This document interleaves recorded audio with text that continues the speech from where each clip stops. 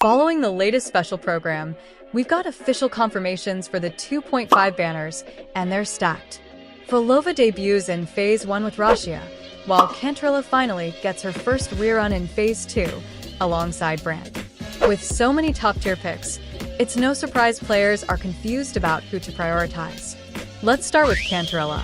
She's a Havoc Rectifier who doubles as a sub-DPS and support, offering healing, burst damage, slows, off-field coordinated attacks, and buffs for resonance and Havoc damage. While her initial release lacked synergy, Phrolova fixes that. The two work insanely well together. Cantrella feels made for her. She also pairs well with Jean, Danjean, and Camellia, and is now a core support in Mono Havoc comps, potentially replacing Verena or Encore. If you're building Mono Havoc, she's a must-pull. Then there's Rashia. Despite being a 2.0 unit, she still holds strong with ATK buffs, crowd control, and Havoc/basic attack amplification. Most players skipped her due to Sanhua being free, but Rashia fits beautifully into Havoc teams with Cantrella and Phrolova. Whether to pull her depends on how deep you're investing in Havoc builds, and if you already use Sanhua. Now, let's talk about Brant, the cornerstone of the Fusion team. He's returning for the second time, and has only gone up in value, primarily due to Lupa's release. She massively amplifies Brant's burst potential while benefiting from his utility. Brant brings healing, shielding, fusion damage buffs, and great burst damage through his enhanced resonance skill. On top of that, he works especially well in mono fusion comps, and when paired with Lupa and Chang'e, he becomes a powerhouse. But building him is tough. To fully benefit from the 5-piece Tidebreaker Echo set and his Forte circuit, you'll need at least 250% energy regen, ideally 280%, which makes gearing him harder than most characters.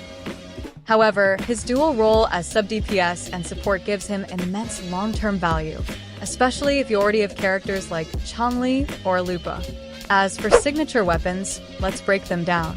Cantrella's weapon offers massive crit DMG, an ATK buff, basic attack bonus, and Havoc residential shred. It's incredibly strong, but only she can fully utilize it, making it a poor investment if you care about account-wide value. Rokia's weapon, Tragic Comedy, is much more versatile. With crit rate, ATK percent, and heavy attack DMG bonuses, it's amazing for her but also fits Zani, making it a worthy pickup. Brant's Unflickering Valor offers massive energy regen, crit rate, and basic ATK bonuses, but again, it's only truly viable for Brant. While alternatives like Emerald of Genesis or Red Spring are good enough, his signature weapon boosts his performance and longevity considerably. Now for overall value. Version 2.5 is loaded. All returning characters, Brant, Cantrella, and Rokia, have aged well and are worth considering. But if you're starting fresh and don't own any of them, Brant or Cantrella will likely bring the most value due to their hybrid sub-DPS/support roles. However, they need proper teammates to shine, so plan accordingly. If you lack synergy options and need a main carry, Phrolova should be your top priority.